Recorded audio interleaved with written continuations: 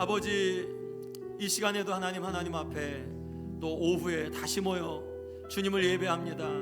하나님, 아버지 앞에 나아가는 게 우리가 짐이 아니고 기쁨이며, 하나님 행여나 우리가 아버지께 나아가는 것이 말라기서처럼 하나님께 짐이 되지 않게 우리를 가르쳐 주시고 예수 그리스도를 바르게 의지하며 우리의 또한 주님께 드려지는 예배가, 또한 우리의 주님께 드려지는 고백이 더 진실하며 주님으로부터 배우고 또한 주님으로부터 하나님 더 가까이 나아가는 하나님, 그런 귀한 시간으로 이 시간도 삼아 주옵소서. 예수님의 이름으로 기도했습니다. 아멘. 우리 오늘은 34일째 성령에 대한 그러한 그 부분입니다. 우리가 이 시간 계속해서 저희들이 함께 보는 그러한 드려지는 이 시간들 속에서는 최근 이제 한 5일째 됐죠. 타마 슈라이너, 이제 6일째군요. 우리 성령 타마 슈라이너가 신약 신학자인데, 신약에서 중요하게 생각되어진 신약 성경을 전체적으로 가름할 수 있는 그런 몇 가지 주제들을 갖고 저희들이 함께 같이 나누고 있습니다. 특별히 저는 이 몇 번 말씀드렸듯이 성경 신학 올해 40일 동안 해가면서 이 주제가 얼마나 중요한 주제인지, 또 이 성경 신학에서 다루는 이러한 것들이 얼마나 우리 신앙생활 속에서 필요한 건지에 대해서 훨씬 더, 그리고 특별히 우리 성도님들은 성경을 많이 읽으시는 분들인데, 성경을 많이 읽으시는 분들에게 이러한 성경 신학적으로 성경을 읽는 것이 얼마나 필요하고 얼마나 귀한 것인지에 대한 그런 확신이 있습니다. 그래서 우리가 함께 이렇게 나누는 그런 시간들 속에서 오늘은 성령이라는 주제고, 성령이라는 주제 같은 경우는 저희가 이렇게 특별하게 새로운 건 없습니다.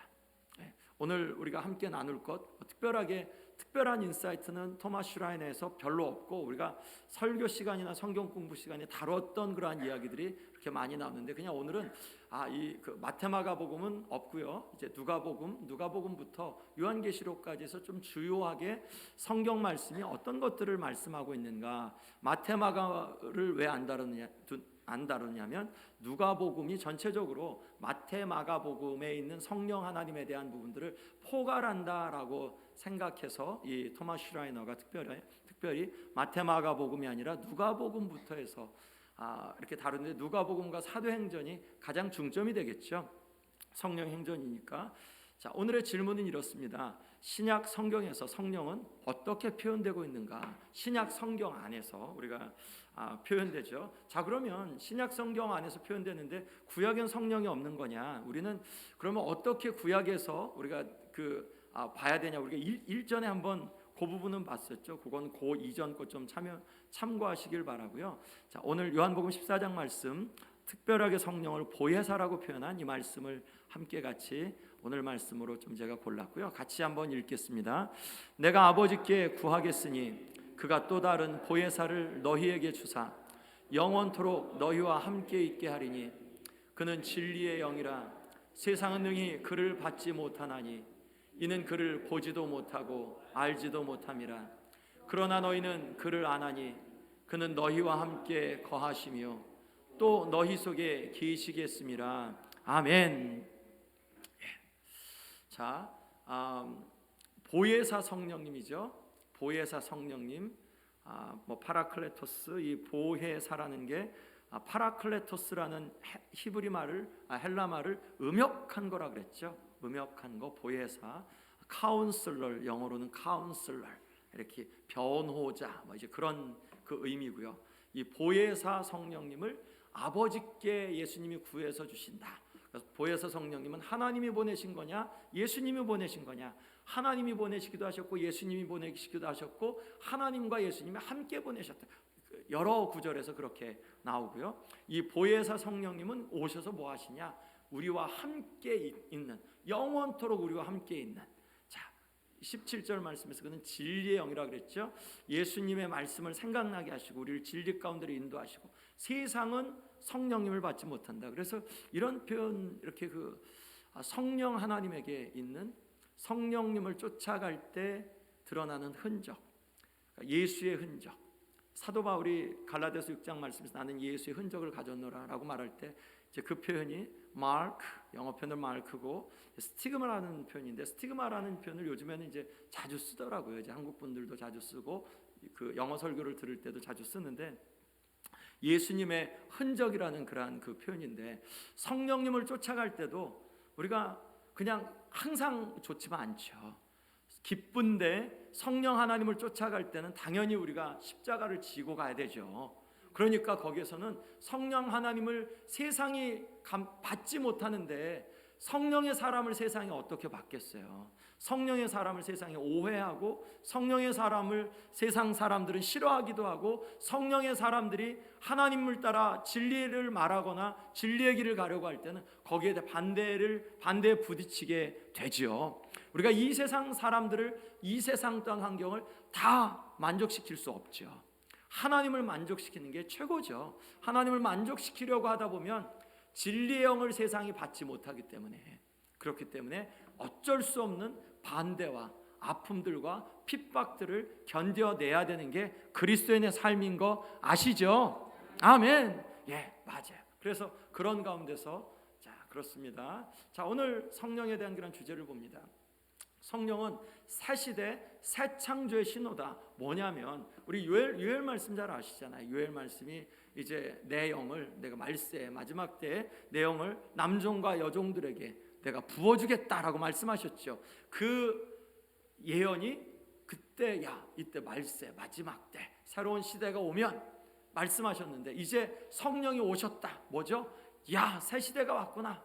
이제 하나님이 약속하신 그때가 왔구나. 내 아버지가 약속하신 것이 너에게 임할 때까지 너희는 이 성을 떠나지 마라.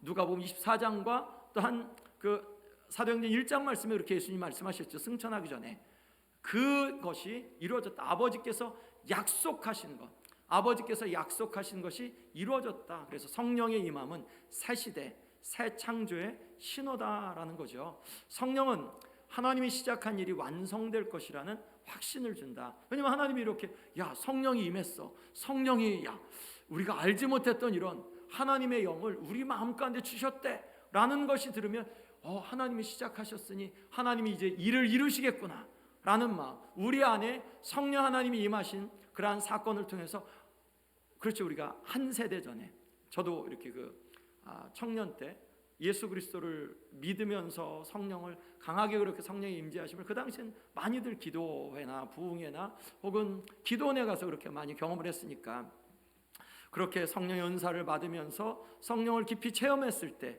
하나님이 살아계신다 의심하지 않았죠. 하나님이 살아계시고 우리 가운데 역사하신다. 그리고 하나님이 우리 같은 사람들을 통해서 새 일을 이루길 원하신대 라는 그런 기대감들이 그 당시에 같이 비슷한 경험을 했던 친구들 가운데는 다 같이 있었거든요. 그리고 하나님의 일하심에 대한 기대감을 가졌죠. 성령 하나님이 역사하실 때는 하나님이 하실 거에 대한 기대감, 하나님이 일을 이루실 거야 라는 확신을 갖게 되죠.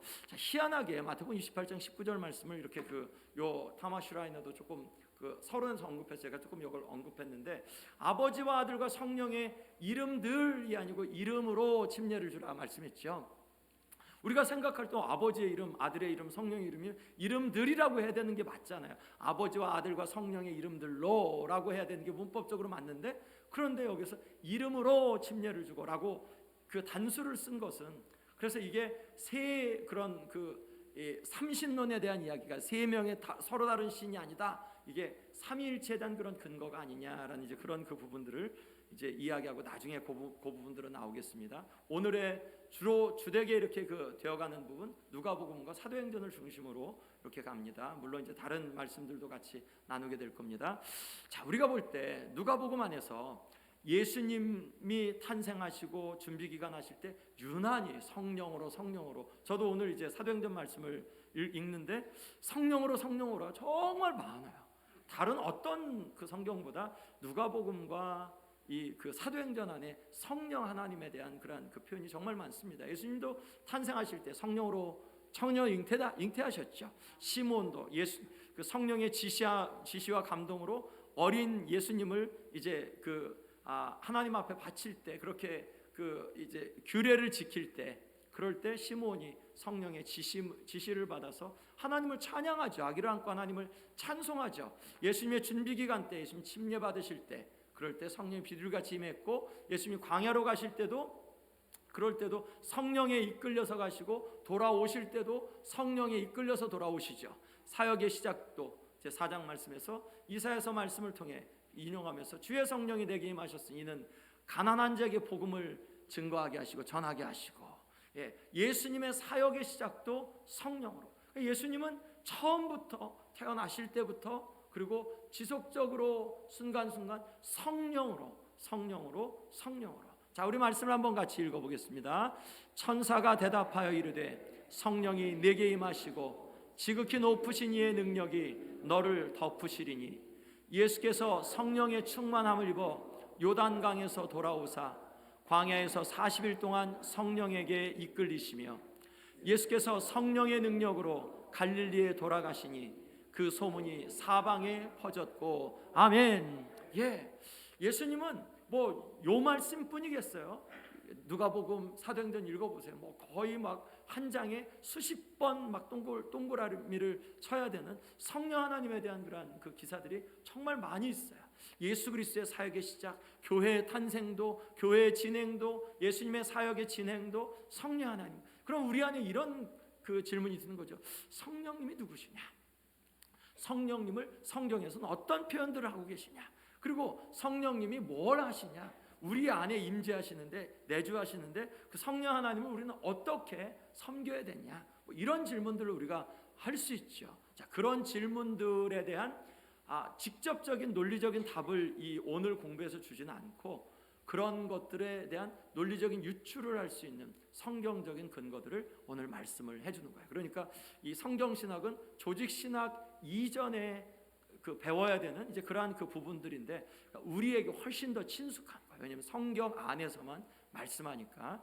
자, 성령과 예언. 유단이 이렇게 그 성령 안에서 이 그 누가복음과 사도행전 말씀에서 성령이 충만해서 이 성령의 감동으로 예언을 하는 이제 그런 그 부분들이 굉장히 많죠. 성령 충만하면 사람들은 하나님의 말씀을 말한다. 맞죠? 사람의 말을 많이 말할 때는 성령 충만하지 않아서 그런 거예요. 그렇죠? 내 의견이 맞냐? 하나님의 의견이 맞냐? 하나님의 의견이 많은 사람들은 성령이 충만한 거고, 내 의견이 많은 사람들은 나로 충만, 내 육으로 충만한 거죠. 그래서 우리가 하나님의 말씀이 우리의 삶을 통해서 드러날 수 있게 되는 것, 성령 충만한 사람들의 특징이죠. 엘리사벳도 마리아가 왔을 때 성령이 충만하여서 말했고, 사가랴도 이제 입이 풀릴 때 성령이 충만하여 말했고 찬송했고, 침례 요한도 성령이 충만하여서 이 광야에 나갔고 사람들에게 침례를 주었고, 오순절 마가의 다락방에서 성령이 충만하게 임하였고, 그러고 성령이 충만함을 받은 베드로가 많은 사람들에게 전하니까 3,000명 이장에서 나중에 5,000명 사람들이 설교를 듣고 변화되고, 교회도 성령을 기도하고 나서 성령의 충만함을 받아 하나님의 말씀을 담대히 전하니라 라고 그렇게 진술하고 있고요. 사도 바울도 성령이 아나니아가 안수하고 나서 성령이 충만함을 받고 성령에 충만하여서 사역들을 하죠. 그러니까 성령이 충만한 것과 이 하나님의 사람들이 그 가운데 말씀을 말하는, 여기서 예언은 앞일만 아니라 하나님의 말씀을, 그 사람들에게 필요한 말씀을 주는 것까지 포함할 때 성령 충만함과 하나님의 말씀은 같이 간다. 그리고 만약 성령 충만함이 없는 하나님의 말씀 전함은 거기서 뭐가 뒷받침되냐? 하나님의 말씀을 인간의 논리로 뒷받침할 거냐? 성령의 능력으로 뒷받침할 거냐? 성령의 능력으로 하나님의 말씀을 전하는 것이 맞다라는 게 이제 공통된 증언이고요.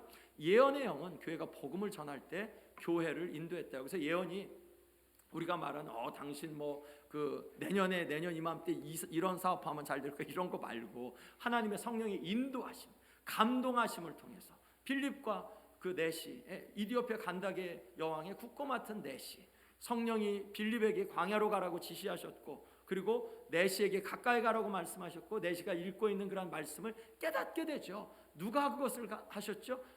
성령 하나님께서.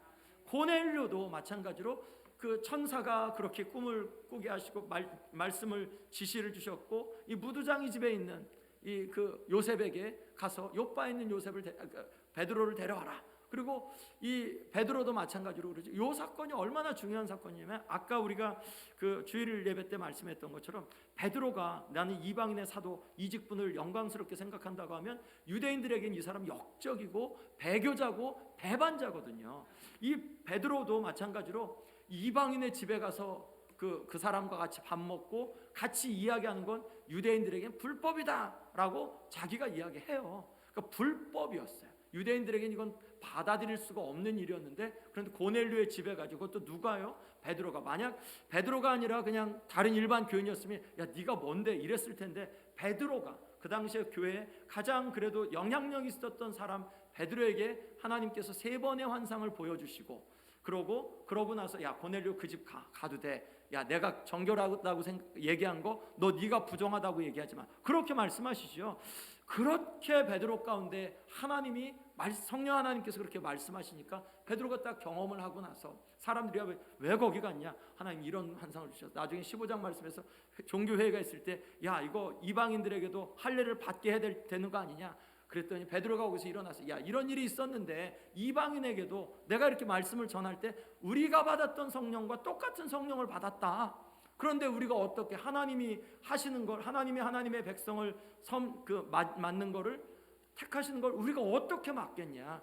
우리나 우리 조상들도 지기 어려웠던 것들을 저들에게 지우지 마라 라고 베드로가 이야기하죠. 그러니까 그게 거기에서 이제 일단락이 되어지죠.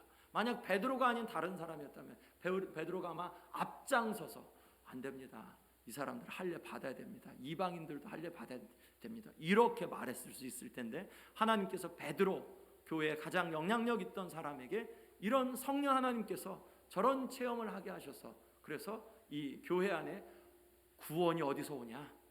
구원은 유대인 할례 이런 게 아니라 예수님을 믿음으로 말미암아다. 그 증거가 뭐냐? 성령 받았잖아.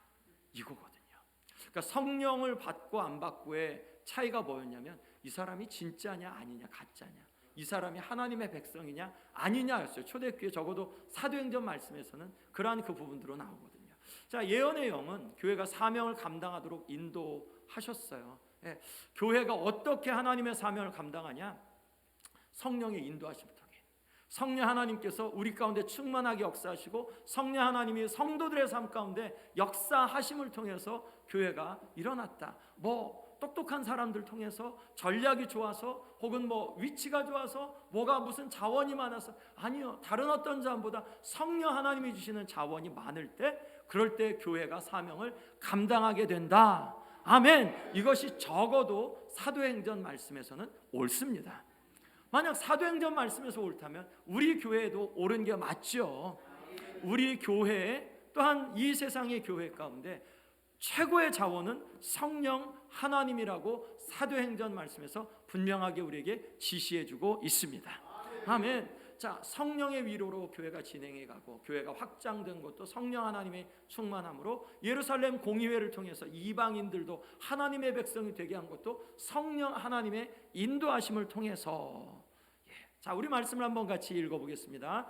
이는 그가 주 앞에 큰 자가 되며 포도주나 독한 술을 마시지 아니하며 모태로부터 성령의 충만함을 받아 빌기를 다하며 모인 곳이 진동하더니 무리가 다 성령이 충만하여 담대히 하나님의 말씀을 전하니라.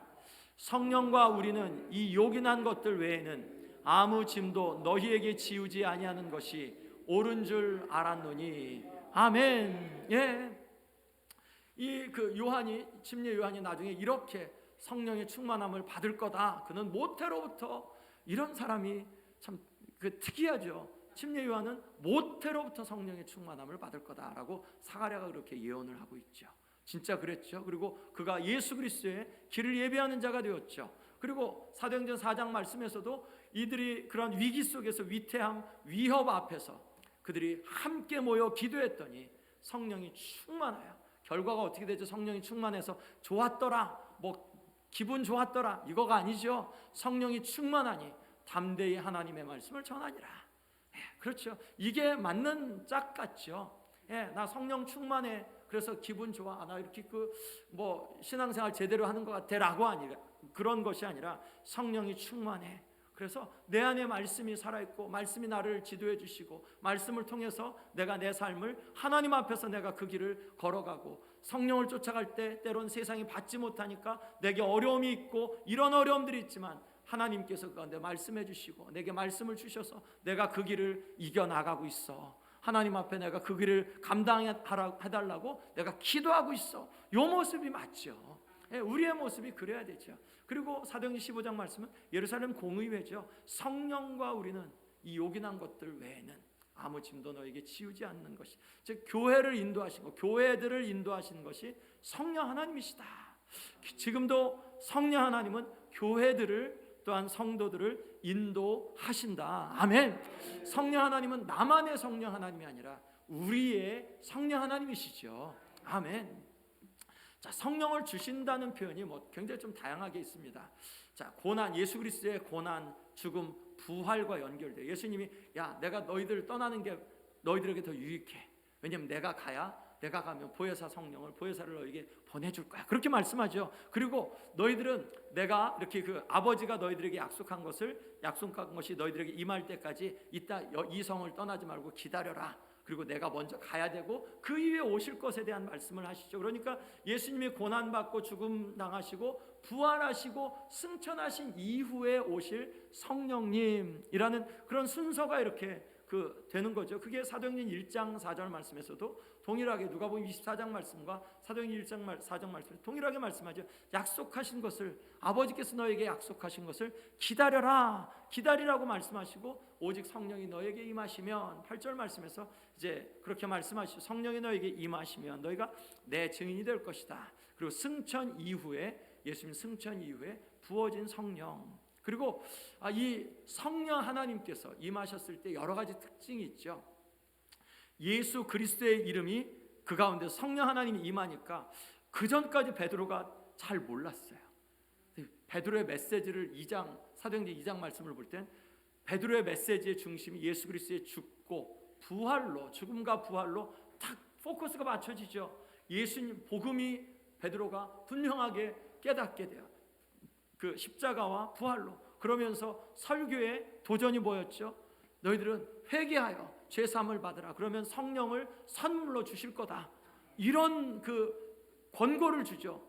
이 권고를 주기 전에 복음을 어떻게 제시하냐면 예수 그리스도의 십자가와 부활. 그러니까 성령이 임했을 때 베드로는 복음의 진수를 알았죠. 그 이전까지 1장 말씀까지만 해도 주여 주께서 이스라엘을 회복하실 때가 이때니까, 약속하신 성령이 오시면 이스라엘이 다윗 왕처럼 그런 멋있는 왕이 와서 우리를 회복할 겁니까?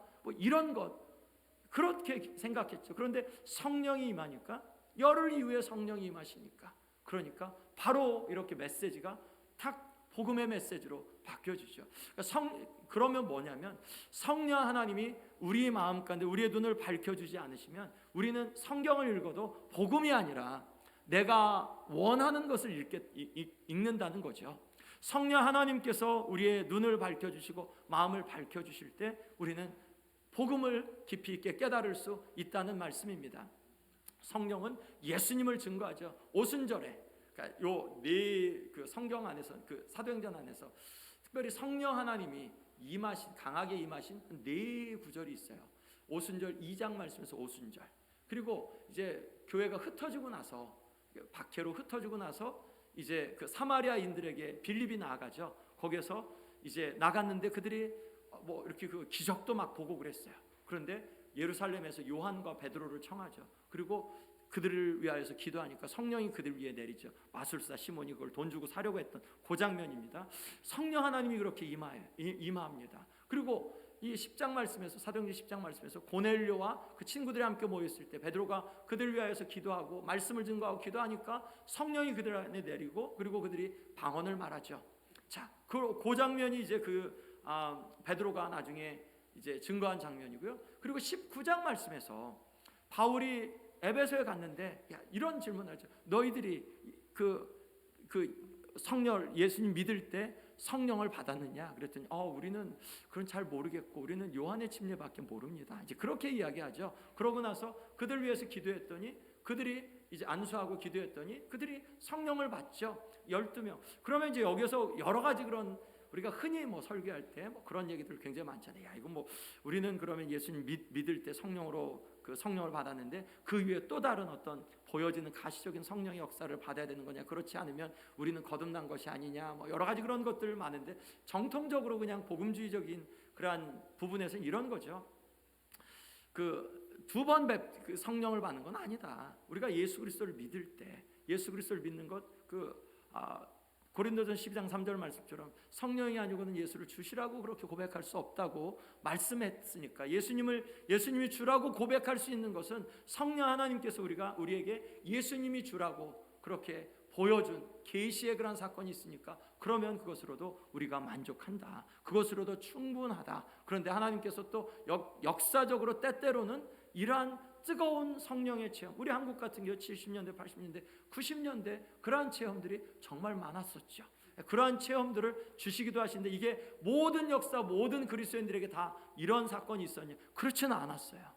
미국에서도 뭐 1차, 2차 대각성 그렇게 대각성의 때를 이야기하고요. 그 이후로 뭐 아주사 부흥이나 혹은 이제 그 위튼에서도 그 몇십 년 전에 그렇게 한번 있었죠. 위튼 칼리지에서도 뭐 그런 이제 특별한 때들이 좀 있었어요. 그렇지만 이게 항상 있었던 건 아닙니다. 그렇게 볼 때 이런 표현, 하나님께서 이런 특별한 어떤 은혜를 주시는 그러한 때 성령의 강권적인 역사가 있었던 그것은 항상 그런 건 아니다. 그러니까 그것이 항상 그것이 동반돼야 된다고 우리가 믿어서는 안 된다. 그런 표현들에 대해서 다양한 표현들이 있는데 성령을 받다, 성령을 부어주다, 성령을 주다, 성령이 임하다, 성령이 내려오다, 성령으로 침례를 주다, 뭐 이런 표현들이 사도행전에서 여러 표현으로 갖고 있는데 요 네 가지 사건이 굉장히 좀 독특하게 나와서 그게 이제 순복음 교회들 같이 캐리스메릭한 그런 교리를 갖고 있는 분들은 야 봐라 사도행전에서 이게 이런 성령의 은사를 받고 특별한 그런 경험들을 하라고 하지 않냐? 이런 특별한 경험이 없으면 거듭난 거 아니야? 혹은 일꾼의 자격이 없어라고 이제 그렇게 이야기하고요. 이제 요 부분이 그러고 이제 개혁주의 쪽에서 장로교나 이제 그런 쪽에서 이야기할 때는 요거는 역사적인 어떤 특별한 순간 가운데 특별한 문화나 그런 가운데서 이렇게 주어진다. 물론 이제 저희가 이렇게 볼 때 이런 사건이 필요한 때가 있죠. 예, 이런 때가 있죠. 어떤 분들이 막 굉장히 영에 사로잡혀 있거나 혹은 굉장히 영적인 것을 추구하는 분들에게는 하나님께서 이런 방법으로도 어떤 분들에게는 하시죠. 그리고 어떤 분들은 말씀을 깊이 있게 묵상하고 말씀을 이해하려고 하는 그러한 이성적인 분들에게는 하나님이 말씀을 통해서 깊이 있게 예수 그리스도에 대한 그러한 복음을 알게 하시기도 하시죠. 사도행전에서 볼 때 제가 이렇게 뭐 물음표들을 놨는데 성령 하나님의 이러한 부어주심, 역사하심 이런 것들이 일종의 멤버십 같이 사용된 부분들도 일면은 있고요. 그리고 사역을 위해서 하나님께서 특별히 부어주신 부분들, 그리고 교회들끼리 성도들끼리 연합하도록 해주신 그러한 기능적인, 물론 저게 전부가 아니고 이제 일부의 그러한 그 부분들, 유대인들에게는 할례를 받는 게 하나님의 백성의 표이지만 이방인들에게는 이 사도행전 정도에서는 일반적으로 볼 때 성령을 받은 사람들이 침례를 받는 그러한 그 모습들이 이렇게 좀 보여집니다. 누가복음 말씀 24장 말씀 같이 한번 읽어보겠습니다. 또 이르시되 이같이 그리스도가 고난을 받고 제3일에 죽은 자 가운데서 살아날 것과 또 그의 이름으로 죄사함을 받게 하는 회개가 예루살렘에서 시작하여 모든 족속에게 전파될 것이 기록되었으니 너는 이 모든 일의 증인이라. 볼지어다 내가 내 아버지께서 약속하신 것을 너희에게 보내리. 너희는 위로부터 능력으로 입히울 때까지 이 성에 머물라 하시니라. 아멘. 예, 그리스도의 고난 또한 부활 승천 이후의 성령이, 그리고 성령 하나님을 여기에서는 내 아버지께서 약속하신 것을 너에게 보내실 거다라고 그렇게 말씀하죠. 네. 자, 약속하신 그러한 성령 능력으로 입히어질 거다라고 말씀합니다. 자, 누가복음 24장이 아니죠. 자, 요거는 잠깐만요. 요거는 그 저기 말씀입니다. 사도행전 19장 2절부터 2절, 3절, 6절 말씀이에요. 같이 한번 읽어보겠습니다. 이르되 너희가 믿을 때 성령을 받았느냐? 이르되 아니라 우리는 성령의 계심도 듣지 못하였노라. 바울이 이르되 그러면 너희가 무슨 침례를 받았느냐? 대답하되 요한의 침례니라. 바울이 그들에게 안수하매 성령이 그들에게 임하심으로 방언도 하고 예언도 하니. 아멘.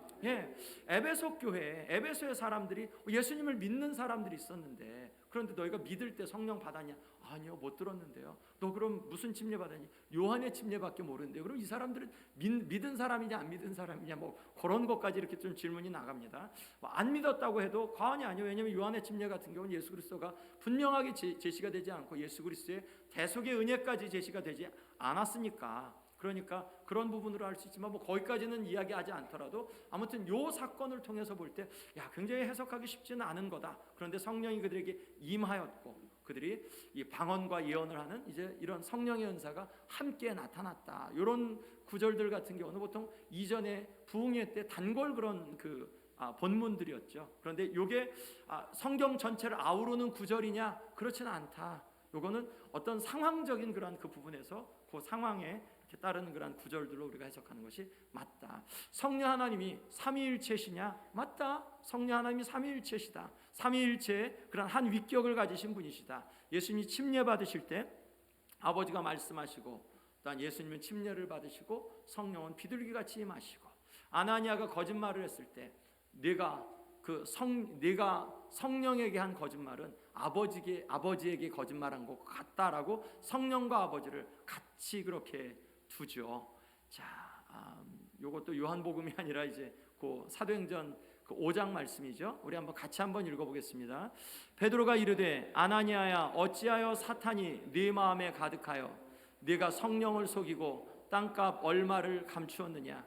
땅이 그대로 있을 때에는 네 땅이 아니며 판 후에도 네 마음대로 할 수가 없더냐? 어찌하여 이 일을 네 마음에 두었느냐? 사람에게 거짓말한 것이 아니요 하나님께로다. 아멘. 성령을 속인 것과 하나님께 거짓말한 것이 같은 그러한 그 자리 가운데 이렇게 있게 되죠. 아마 요 지금 PPT가 제가 갖고 있는 거랑도 조금 다른 건지 모르겠네요. 저희가 한 거랑 조금 다른 부분. 이게 이제 사도행전 5장 3절 4절 말씀이죠. 누가복음 3장 21절 말씀이 지금 나오진 않은 것 같은. 그게 그렇게 돼 있나요? 여기엔 제대로 돼 있죠. 요거는 저기고요. 아마 PPT가 그 이전에 제가 좀 수정하기 이전의 것인 것 같은데요. 자, 그럼 누가복음 3장 말씀을 같이 한번 여러분들 그 교재를 갖고 한번 읽어보시겠어요? 같이 한번 읽어봅니다. 백성이 다 침례를 받을세 예수도 침례를 받으시고 기도하실 때 하늘이 열리며 성령이 비둘기 같은 형체로 그의 위에 강림하시더니 하늘로부터 소리가 나기를 너는 내 사랑하는 아들이라 내가 너를 기뻐하노라 하시니라. 아멘. 예수 그리스도께서, 이게 이제 침례 받으신 그런 장면이죠. 예수님, 성령님, 또한 하나님 아버지의 그런 소리가, 그래서 성령님이 그냥 힘이냐 에너지냐, 우리의 어떤 사역의 도구와 수단이냐, 우리의 인생의 행복의 수단이시냐, 그렇지 않다. 성령 하나님도 인격이셔서 우리가 예배할 뿐이고, 성령 하나님도 하나님 아버지 성자 예수님과 함께 우리가 높일 그러한 분이다라는 것을 이제 말씀을 하죠. 자, 요한복음의 성령을 한번 같이 이렇게 보면, 요한복음 안에서는 성령이 이 공간복음하고는 조금 다르게, 공간복음을 마태마가 누가복음이라고 그랬죠. 생명의 영으로 나오고요. 뭐 이렇게 물과 성령으로 어디에서 나오죠? 니고데모 몇 장이죠? 요한복음 몇 장이죠? 성경 많이 읽으셨으니까 3장에 나오죠. 요한복음 3장 16절 말씀 앞에 거듭나야 된다. 물과 성령으로 거듭나야 된다. 물과 성령으로. 그리고 7장 말씀에서도 초막절 명절 끝날에 그때 예수님이 목마른 자들은 다 와라.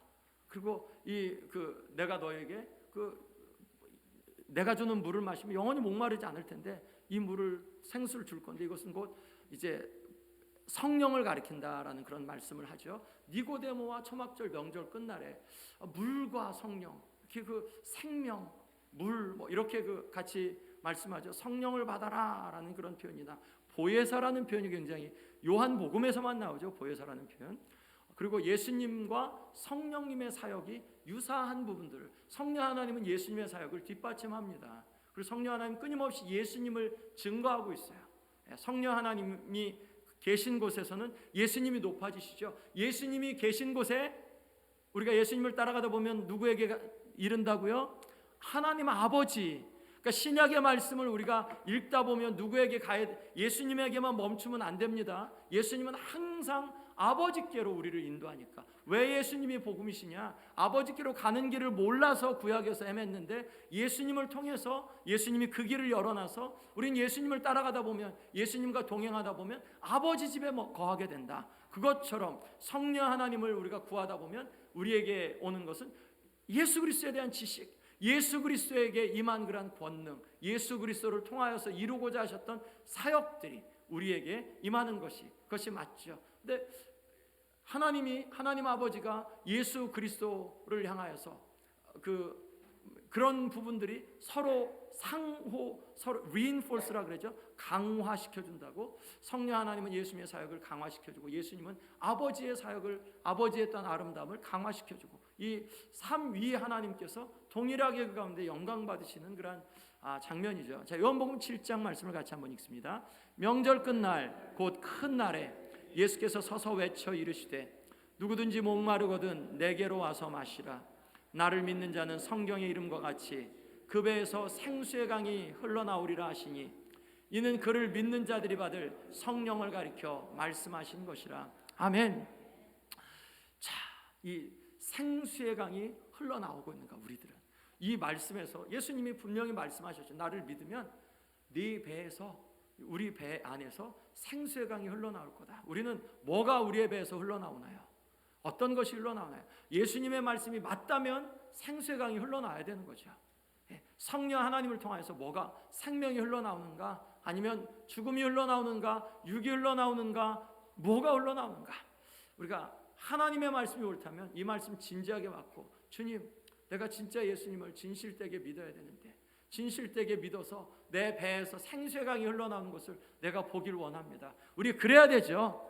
왜냐하면 하나님의 말씀이 진실이라는 걸 우리가 증거해야 되잖아요. 이 세상에서 우리가 경험하지 않은 거를 그냥 이 세상에서 야 생수의 강이 흘러나 기쁠 거야. 우리는 하나도 안 기쁜데 교회로 와. 교회 오면 행복할 거야. 와보니까 기쁨도 하나도 없고 맨날 싸우는데 뭐 교회로 와서 무슨 이 세상에 어트랙티브한 게 없는데 교회 오라고 이야기하는 거, 그런 말도 안 되죠. 우리가 그런 삶을 살아내야 되는 거죠.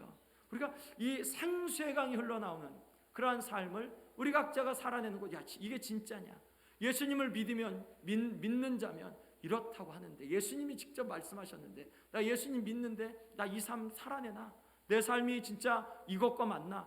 우리가 이거 하나님 앞에 놓고 씨름해야죠.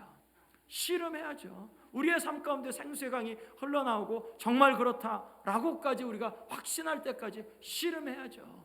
그리고 그런 삶을 살아내야겠죠. 바울 서신 안에서 성령이 종말론적인 선물로, 즉 마지막 때에 주는 그런 선물, 이제 성령이 임하셔서 새 언약이 성취된 것으로의 그런 성령을 이야기합니다. 사람을 변화시키는 성령의 능력, 고린도 교회나 혹은 이제 그런 말씀들 속에서 또 성령의 은사를 줘서 교회를 세우죠. 복음을 선포하는 것과 표적과 기사를 드러내는 것과 또한 교회의 덕을 세우는 그런 은사로서의 성령의 그런 그 부분들을 강조하고 있고요. 성령은 예수님을 계속해서 높이는 그런 그 부분들도 나옵니다. 자, 로마서 8장 말씀을 한번 골라봤습니다. 같이 한번 읽어보겠습니다.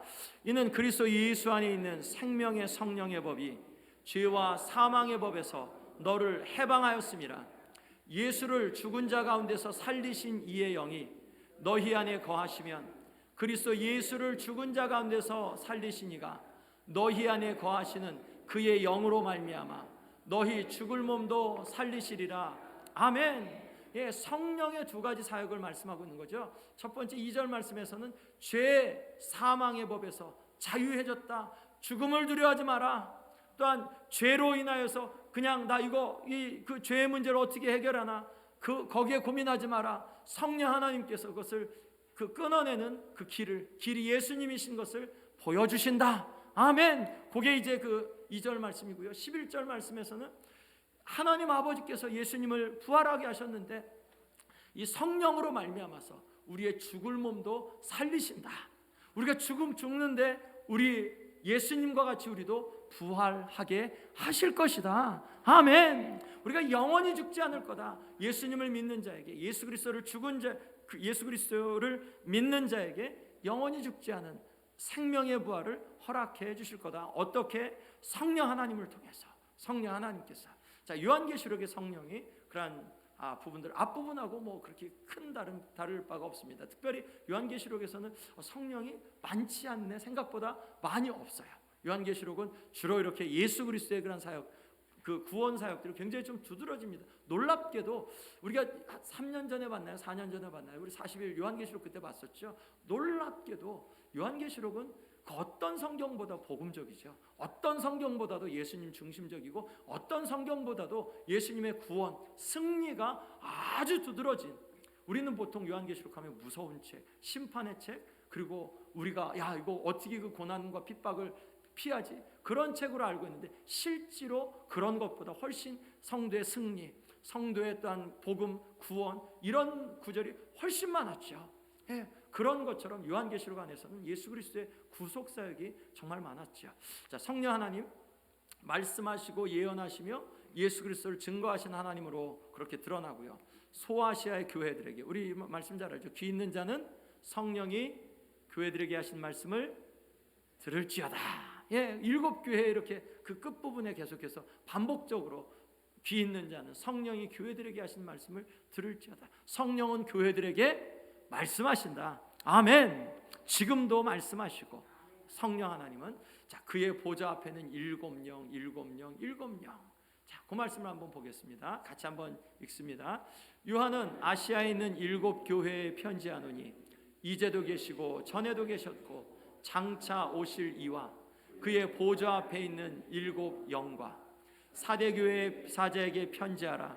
하나님의 7영과 7별을 가지시니가 이르시되 보좌로부터 번개와 음성과 우레소리가 나고 보좌 앞에 켠 등불 7이 있으니 이는 하나님의 7영이라. 아멘.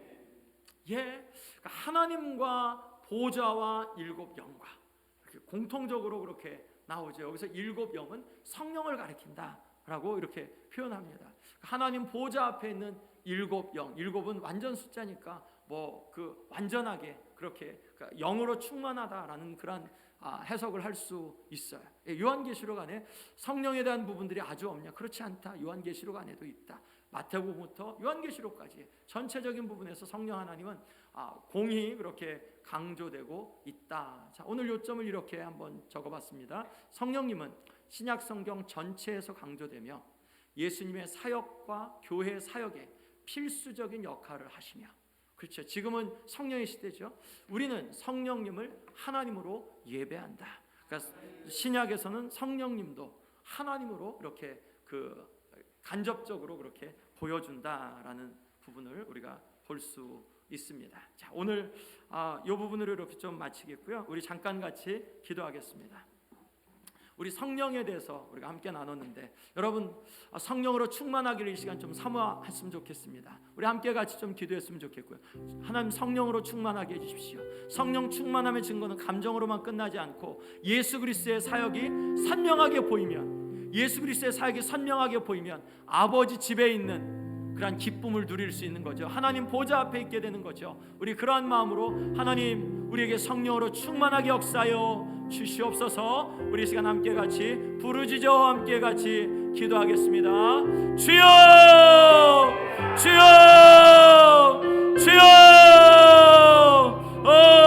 성령 하나님 우리 위에 충만하게 역사하여 주시며, 성령 하나님 우리 가운데 충만하게 역사하여 주시며 정말 성령 하나님 우리의 충만하게 임하여 주시어서 우리로 하나님 아버지 예수 그리스도의 길을 더 잘 볼 수 있게 인도하여 주시옵소서. 아버지 교회 안에 성령으로 충만하게 역사하여 주시어서 하나님의 역사하신 것을 더 잘 보알게 하여 주시옵소서. 우리 서로에게 하나님께서 역사하신 것을 우리 주리 아버지 하나님여 보알게 하여 주시옵소서. 우리 주리 아버지 하나님 보알게 하여 주시옵소서. 우리 주리 아버지 하나님여 보알게 하여 주시옵소서. 가슴 뜨겁게 하나님 아버지 우리 가운데 역사하여 주시며 예수 그리스도의 진리 되심을 더 힘있게 보여주시며 아버지 하나님 우리가 아버지 앞에 있는 것을 그런 즐거움을 누리게 하여 주시옵소서. 우리 아버지 더 많은 자들이 아버지의 자녀들과 함께 그 자리에 있게 인도하여 주시옵소서. 아버지 하나님 앞에 아버지 보좌 앞에 그 자리에 있게 인도하여 주시옵소서. 성령 하나님 뜨겁게 역사하여 주시옵소서. 성령의 우리에 임하여 주시옵소서. 우리 아버님이 이 시대 가운데서 하나님을 바라보며 나아가게 우리 주리 아버지 인도하여 주시옵소서.